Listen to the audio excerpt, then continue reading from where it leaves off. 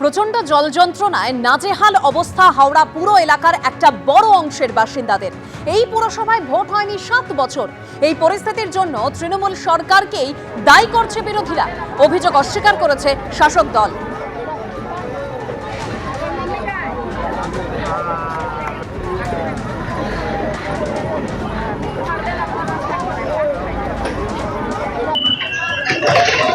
জল যায়নি, আমি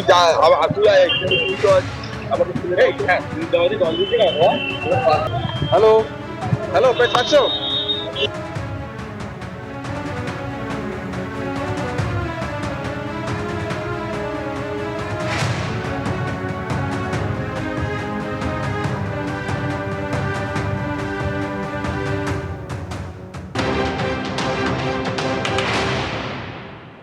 তৃণমূল কংগ্রেস ছেলে খেলা করছে, ওদের নিজের দলীয় সমস্যা, যে কারণে নির্বাচন হতে পারছে না।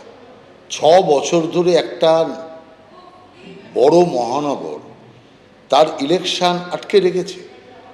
অতএব 6 বছর ধরে নির্বাচন আটকে রাখার কারণে ওখানে দেখভাল করার কেউ নেই।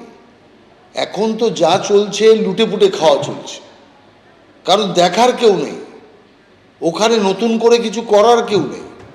অতএব নামে প্রশাসক আছে, কিন্তু চারিদিকে লুট চলছে।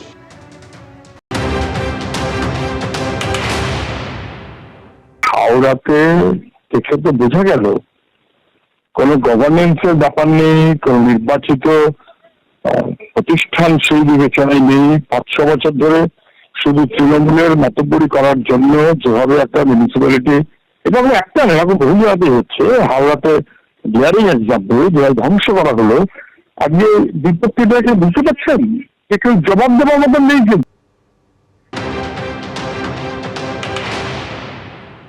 হিথ্রো লন্ডনের এয়ারপোর্ট খুব বিখ্যাত জায়গা, দিনে 1000-এর বেশি প্লেন ল্যান্ড করে, সেখানে আগুন লেগেছে। এটা একটা দুর্ঘটনা। হাওড়ার ক্ষেত্রেও বিজেপি বলার আগে দুবার ভাবছে না যে মানুষের জীবন, মানুষের সমাজে এইরকম দুর্ঘটনা জড়িয়ে আছে। সব কিছু নিয়ে রাজনীতি চলে না।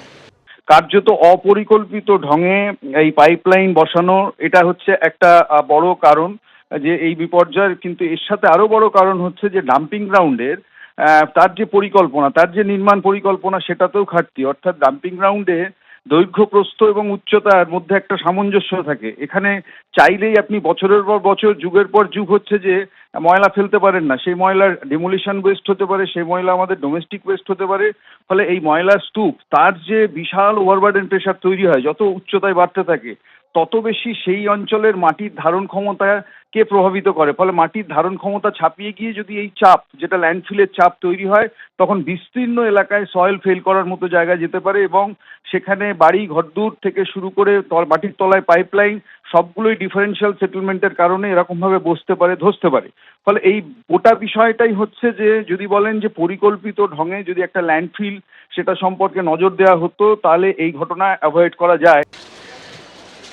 ভয়ঙ্কর পরিস্থিতি এরকম, এটা প্রাকৃতিক ব্যাপার, তো এতে কারো কিছু হাত নেই।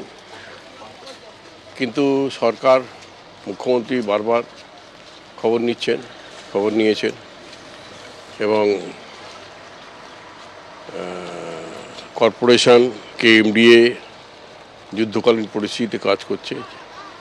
এটা সলিড ওয়েস্ট ম্যানেজমেন্টেরও কথা হয়েছিল, সেটাও কিন্তু হঠাৎ দুর্ঘটনা ঘটেছে, হঠাৎ ফাটল ধরেছে, ধস নেমেছে, নানা ধরনের সমস্যা হয়েছে।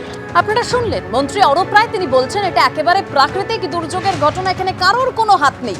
পরে আবার তিনি সুর বদল করলেন এবং তিনি কি বলছেন, যে মানুষের কাজ করতে গিয়েই এই দুর্যোগ হয়েছে। শুনুন। এখানে ডিজাস্টার হয়েছে, অনেক বাড়ি ক্ষতিগ্রস্ত হয়েছে, এবং এরা দীর্ঘদিন ধরে, প্রায় 100 বছরের বেশি ধরে বসবাস করছে। এটা মানুষের কাজ করতে গিয়েই দুর্যোগটা হয়েছে। এখন সেখানে সরকার চিন্তাভাবনা করছে কিভাবে এদের পাশে থাকা যায়, কিভাবে এদের সমস্যাগুলো দূর করা যায়, এবং ইতিমধ্যে এদেরকে শিফট করে যারা ক্ষতিগ্রস্ত অলরেডি হয়ে গেছে, যাদের বাড়ি, তাহলে কি পরিকল্পনায় পারদর্শিতায় গাফিলতি ছিল, সে কারণে এরকম হলো? না, এই ধরনের আপনি আমাকে প্রশ্ন করবেন না, আমি উত্তর দিতে পারবো না আপনাকে। পরিকল্পনা কোনো, শুনুন, কাজের মধ্যে কাজ করেছেন, ঘটনা ঘটেছে, বিপদ হয়েছে, বিপদে মানুষের পাশে আমরা আছি, এবং যারা ক্ষতিগ্রস্ত হয়েছে, যাদের বাড়ি মানে প্রায় ডিস্ট্রয় হয়ে গেছে, তাদেরকে তুলে নিয়ে গিয়ে শিফট করে অন্য জায়গায় রাখা হয়েছে। তাদের খাওয়া দাওয়ার ব্যবস্থা করা হয়েছে বিভিন্ন ক্লাবে, বিভিন্ন স্কুল বাড়িতে, বিভিন্ন এখন জায়গায়। কি পরিকল্পনা, যাদের মাথার উপর ছাদ নেই, আস্তানা নেই, পরিকল্পনা এটা এক্সপার্টদের সঙ্গে আলোচনা পরিকল্পনা করা হবে। যারা বাসিন্দারা রয়েছেন তাদের বিভিন্ন বাড়িতে ফাটল ধরে গিয়েছে, রাস্তায় ফাটল ধরেছে, জলের ব্যবস্থা নেই, 72 ঘন্টা জল নেই সেখানে, বিদ্যুৎ বিচ্ছিন্ন গোটা এলাকা। আর মন্ত্রী অরূপ রায় তিনি একেবারে এই ঘটনার দায় এড়াতে দুই তত্ত্ব দিচ্ছেন। কি প্রথমে কি বললেন যে প্রাকৃতিক দুর্যোগ, আর পরে তিনি একেবারে বলছেন যে উন্নয়ন করতে গিয়ে বিপর্যয় হয়েছে। আর এ নিয়ে আমরা কথা বলেছিলাম শ্রমিক ভট্টাচার্যের সঙ্গে, তিনি কি বলছেন রাখবো আপনাদের সামনে।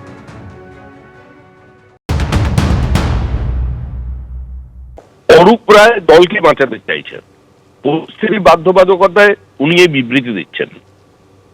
আজকে 1 দশকের বেশি সময় ধরে হাওড়া কর্পোরেশনে নির্বাচন নেই, সেখানে কোনো কাউন্সিলর নেই, সেখানে বোর্ড নেই, প্রশাসন সম্পূর্ণভাবে ভেঙে পড়েছে। এর জন্য দায়ী হচ্ছে তৃণমূল কংগ্রেসের রাজনীতি। অবৈজ্ঞানিকভাবে বালি মিউনিসিপ্যালিটিকে হাওড়া কর্পোরেশনের সঙ্গে যুক্ত করতে গিয়েছিল, তারপর নিজেরাই সেখান থেকে বিচ্ছেদ চেয়েছে। এই সামগ্রিক জটে আজকে হাওড়ার মানুষের এই চরম দুর্ভোগের শিকার হতে হচ্ছে। কার্যত প্রশাসক হিসেবে তৃণমূল কংগ্রেস চূড়ান্ত ব্যর্থতার পরিচয় দিয়েছেন।